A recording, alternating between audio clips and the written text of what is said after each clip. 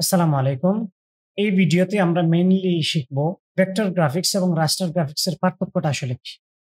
তো ভেক্টর আর রাস্টার যেহেতু গ্রাফিক্সেরই পার্ট বা গ্রাফিকেরই পার্ট, তার জন্য আমরা এই ২ টার পার্থক্য জানার আগে গ্রাফিক এবং গ্রাফিক্স নিয়ে আরো কিছু বিষয় আমরা জেনে নেওয়া ভালো। যেমন which one is right? Graphic or graphics? আমরা অনেকেই এটা নিয়ে কনফিউশন এ থাকি যে আসলে গ্রাফিক হবে নাকি সাথে এস হবে, গ্রাফিক্স হবে। তো শাব্দিক দিক দিয়ে যদি আমরা বলি ২ টা শব্দ এখানে আছে। একটা হচ্ছে গ্রাফিক আর একটা হচ্ছে গ্রাফিক্স। আমরা নরমাল ইংলিশে যেমন জানি এস বাই এস যুক্ত হইলে প্লুরাল হয়ে যায়। সেম ভাবে এখানেও গ্রাফিক এবং গ্রাফিক্স ২ টাই সঠিক। সিঙ্গুলারের ক্ষেত্রে ইউজ হয় গ্রাফিক আর প্লুরালের ক্ষেত্রে ইউজ হয় গ্রাফিক্স। আমরা যদি একটা কোনো কিচ্ছুকে বুঝাই তখন বলব গ্রাফিক। আর যদি আমরা একাধিক কোনো কিচ্ছুকে বুঝাই তখন বলব আমরা গ্রাফিক্স। এটা আমরা সবাই ইংলিশ গ্রামারে পড়ে আসছি, স্কুল কলেজে আমরা এটা জানি। অথবা পুরো ইন্ডাস্ট্রিটাকে যখন ধরা হয় বা বলা হয় তখন বলা হয় গ্রাফিক্স ইন্ডাস্ট্রি। আর যখন ওই ইন্ডাস্ট্রির একটা কোর্স নিয়ে বা একটা কোনো কিচ্ছু নিয়ে বলা হয় তখন বলা হয় যে গ্রাফিক। যেমন গ্রাফিক ডিজাইন। গ্রাফিক ডিজাইন নাকি গ্রাফিক্স ডিজাইন এটা নিয়ে আমাদের অনেকের কনফিউশন আছে যে আসলে কোনটা সঠিক। যদি ২ টা ওয়ার্ডই সঠিক হয় তাহলে গ্রাফিক্স ডিজাইন হবে নাকি গ্রাফিক ডিজাইন হবে? তো এখানে আমি একটু ক্লিয়ার করে দেই। গ্রাফিক্স ডিজাইন যে ওয়ার্ডটা যদি এস যুক্ত করে আমরা ডিজাইন যুক্ত করি সাথে, তখন এই ইংলিশটা অ্যাপ্রোপ্রিয়েট ইংলিশ হয় না। যেমন আমরা ওয়েব ডিজাইন বলি, ইন্টেরিয়র ডিজাইন বলি, ইন্ডাস্ট্রিয়াল ডিজাইন বলি। ওইগুলাতে আমরা কখনো ওয়েবস ডিজাইন, ইন্টেরিয়র্স ডিজাইন অথবা ইন্ডাস্ট্রিয়ালস ডিজাইন আমরা বলি না। আমরা যেরকম এস ছাড়া ওইগুলাতে বলি web design, interior design. Same ভাবে এখানেও গ্রাফিক ডিজাইনই হচ্ছে রাইট। গ্রাফিক্স ডিজাইনটা কিন্তু সঠিক না। আশা করি আপনারা গ্রাফিক এবং গ্রাফিক্সের যে পার্থক্য এটা বুঝতে পেরেছেন এবং ২ টা সঠিক নাকি ২ টা ভুল নাকি কোনটা সঠিক কোনটা ভুল সেটাও ক্লিয়ার হতে পেরেছেন এবং আমরা গ্রাফিক ডিজাইন বলবো নাকি গ্রাফিক্স ডিজাইন বলবো সেটাও ক্লিয়ার হতে পেরেছেন। পরবর্তী স্লাইডে যদি আমরা যাই, 2 টাইপস অফ গ্রাফিক্স অথবা গ্রাফিকও আমরা বলতে পারি অথবা গ্রাফিক্সও বলতে পারি, এখানেও সেম। তো গ্রাফিক বা গ্রাফিক্স হচ্ছে ২ ধরনের। একটা হচ্ছে ভেক্টর গ্রাফিক্স, আরেকটা হচ্ছে রাস্টার গ্রাফিক্স। তো এই ভেক্টর আর রাস্টারের কি পার্থক্য বা কোনটা কি জন্য কোথায় ইউজ হয়, কিভাবে আমরা বুঝবো যে কোনটা ভেক্টর আর কোনটা রাস্টার, সেটা আমরা জানার জন্য একটু সামনে যাচ্ছি। দেখেন এখানে ১ম এ দেওয়া আছে ভেক্টর গ্রাফিক্স। ভেক্টর গ্রাফিক্সটা তৈরি হয় teaching using lines and points. Vector গ্রাফিক্সটা তৈরি হয় লাইন এবং পয়েন্টের সমন্বয়ে। আমরা যখন সফটওয়্যারে যাব তখন এই লাইনগুলোকে দেখতে পারবো, পয়েন্টস গুলাকেও দেখতে পারবো। সফটওয়্যারে গেলে এই লাইনস গুলাকে বলা হয় পাথ আর পয়েন্টস গুলাকে বলা হয় অ্যাঙ্কর পয়েন্ট। তার মানে ভেক্টর গ্রাফিক্স তৈরি হয় লাইন এবং অথবা পাথ এবং অ্যাঙ্কর পয়েন্টের সমন্বয়। এবং এই ভেক্টর গ্রাফিক্স এর একটা গুণাগুণ হচ্ছে এটা স্কেলেবল। স্কেলেবল মানে হচ্ছে রিসাইজ করা যায়, ছোট অথবা বড় করা যায় এবং রেজোলিউশন ইন্ডিপেন্ডেন্ট। এর মানে হচ্ছে কোয়ালিটি লস না করে এটাকে আমরা স্কেল করতে পারি। স্কেলেবল মানে ছোট বড় করা যায়, রিসাইজ করা যায়। আর রেজোলিউশন ইন্ডিপেন্ডেন্ট মানে হচ্ছে এটা রেজোলিউশন ঠিক থাকে, এটার কোনো কোয়ালিটি নষ্ট হয় না নরমালি ভেক্টর গ্রাফিক্সে। তারপরে হচ্ছে ইন্ডিভিজুয়ালি এডিটেবল।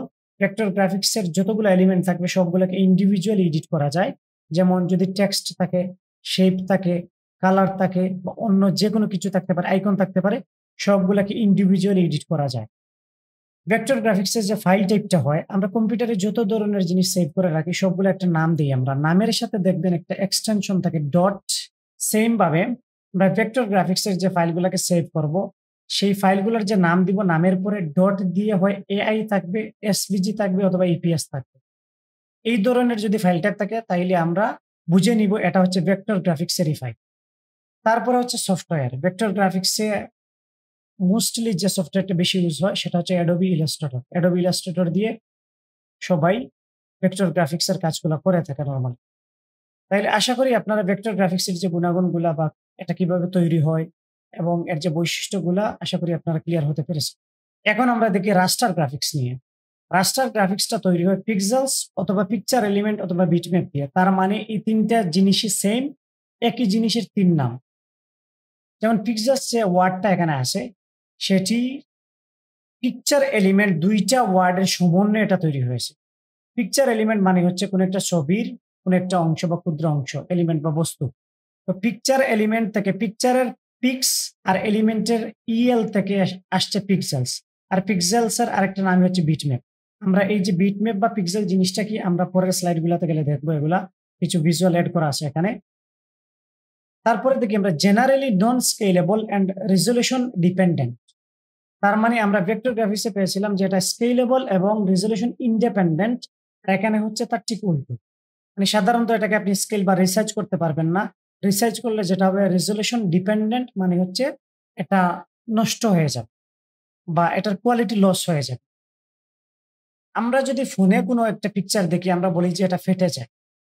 ওই যে ফেটে যাওয়াটা যেটা, এটা হচ্ছে রেজলিউশন ডিপেন্ডেন্ট, মানে রেজলিউশনটা নষ্ট হয়ে যায় বা তার কোয়ালিটিটা নষ্ট হয়ে যায় তখন। আর ওই কোয়ালিটি নষ্ট হয়ে যাওয়াটাকে বা আমরা যেটাকে বলি ফেটে যাওয়া, সেটাকে এখানে প্রফেশনাল ল্যাঙ্গুয়েজে বা প্রফেশনাল ভাষায় বা সফটওয়্যারের ভাষায় বলা হয় পিক্সেলেটেড। আমরা নরমালি যে পিকচারগুলোকে বলি এটা ফেটে গেছে বা ফেটে যাচ্ছে, ওইটাকে বলা হয় পিক্সেলেটেড হয়ে যাচ্ছে বা পিক্সেলেটেড হয়ে গিয়েছে।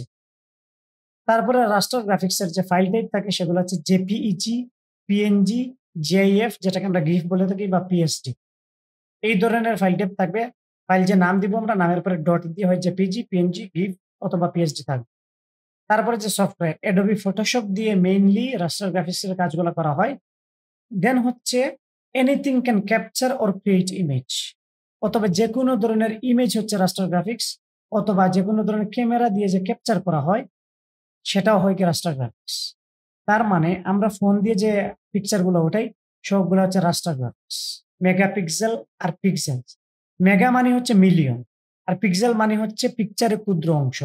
তার মানে পিক্সেলের সমন্বয়ে একটা পিকচার তৈরি হয়। ফুল একটা পিকচার যখন আমরা দেখি, এই পিকচারটা অসংখ্য পিক্সেলের সমন্বয়ে তৈরি হয়।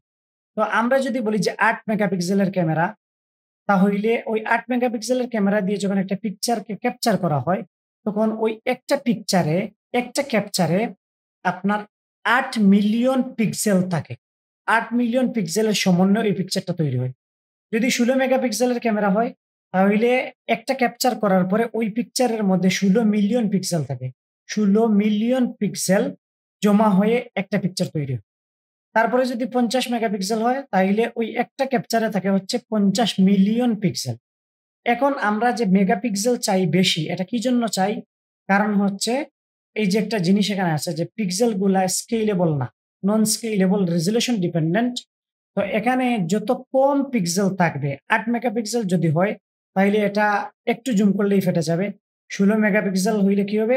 ৮ মেগাপিক্সেলের চাইতে ২ গুণ জুম করলে গিয়ে ফাটবে। যদি আমাদের এটা ৫০ মেগাপিক্সেল হয়, তখন অনেক বেশি জুম করার পরে ফাটবে। এর জন্য আমরা ক্যামেরা কেনার সময় মেগাপিক্সেল খুঁজি। কারণ কি? মেগাপিক্সেল যত বেশি হবে পিকচারের কোয়ালিটি বা রেজোলিউশনটা তত ভালো হবে। কারণ ওইখানে বেশি পিক্সেল থাকবে। আশা করি আপনারা সবাই ক্লিয়ার হতে পেরেছেন। আমরা পরবর্তী স্লাইডে যাই, গিয়ে এগুলার একটু ভিজুয়াল দেখি আমরা। দেখেন এখানে ২ টারই এক্সাম্পল দেওয়া আছে। ভেক্টর গ্রাফিক্স আর রাস্টার গ্রাফিক্স। বামেরটা দেখেন ভেক্টর গ্রাফিক্স। আমরা বলেছিলাম লাইনস আর পয়েন্টস এর সমন্বয়ে এটা তৈরি হয়।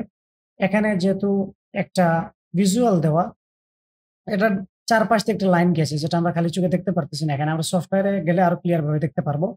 আর এখানে ২ টা পয়েন্টস দেওয়া আছে। এই পয়েন্টস গুলো আমরা সফটওয়্যারে গেলে আরো ক্লিয়ারলি দেখবো। এটা হচ্ছে অ্যাঙ্কর পয়েন্ট, আর এই যে লাইনটা আসছে পাশ দিয়ে এটা হচ্ছে গিয়ে এটা পাথ। এটাকে যদি আমরা যতই জুম করি, যতই ইয়ে করি, চেঞ্জ করি, এটা কিন্তু তার কোয়ালিটি লস হবে না। কারণ এটা স্কেলেবল এবং রেজোলিউশন ইন্ডিপেন্ডেন্ট। আর রাস্টার গ্রাফিক্স যেটা, সেটা দেখেন এটাকে জুম করার পরে এরকম হয়ে গেছে। ওই যে আমরা বলেছিলাম যে পিক্সেল হচ্ছে ক্ষুদ্র অংশ পিকচারে, এটা জুম করার পরে দেখেন এখানে ব্লকের মতো দেখা যাচ্ছে কিছু জিনিস। এই ব্লকের মতো প্রত্যেকটা জিনিসই হচ্ছে একটা পিক্সেল। এইরকম অসংখ্য পিক্সেল মিলে একটা পিকচার তৈরি হয়। ৮ মেগাপিক্সেলের ক্যামেরা হইলে একটা পিকচারে ৮ মিলিয়ন পিক্সেল থাকে এরকম।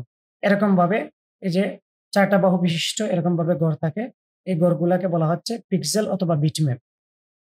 তারপরে যদি স্লাইডে আমরা যাই, তাহলে দেখেন এখানে আরেকটা এক্সাম্পল দেওয়া। এটা হচ্ছে ইলিপস, এটাও ইলিপস অথবা যেটাকে আমরা সার্কেল বলে থাকি। এই সার্কেলটাকে জুম করার পরে দেখেন এটার এজ কিন্তু কিচ্ছু হয় নাই। এটা কিন্তু ভেক্টর গ্রাফিক্স হওয়ার কারণে এটা এখনো শার্প। কিন্তু আমরা যখনই রাস্টার গ্রাফিক্স বা বিটম্যাপে বা পিক্সেলে আসলাম, তখনই এটাকে জুম করার পরে এরকম ভাবে ব্লকই দেখা যাচ্ছে। রেক্ট্যাঙ্গুলার ব্লকই দেখা যাচ্ছে। এই ব্লকই যেটা হয় বা এরকম ভাবে যখন ফেটে যায় তখন এটা হয় আপনার রাস্টার গ্রাফিক্স। আর যেটা ফাটে না, নষ্ট হয় না, স্কেলেবল করা যায়, সেটা হচ্ছে ভেক্টর গ্রাফিক্স। আশা করি এই ভিডিওর যে বিষয়গুলো আপনারা ক্যাপচার করতে পেরেছেন বা ক্যাচ করতে পেরেছেন একেবারে প্রথম থেকে শেষ পর্যন্ত। এই ভিডিওতে আমরা প্রথমে গ্রাফিক নাকি গ্রাফিক্স সেটা নিয়ে আলোচনা করলাম। তারপরে আলোচনা করলাম হচ্ছে ভেক্টর আর রাস্টার গ্রাফিক্সের পার্থক্য নিয়ে কোনটা কি। তারপরে হচ্ছে কিছু ভিজুয়াল দিলাম, এখানে ২ টা ভিজুয়াল ভেক্টর আর হচ্ছে পিক্সেলের বা ভেক্টর গ্রাফিক্স বা রাস্টার গ্রাফিক্স। পরবর্তী ভিডিওতে আবার দেখা হবে আপনাদের সাথে। আসসালামু আলাইকুম।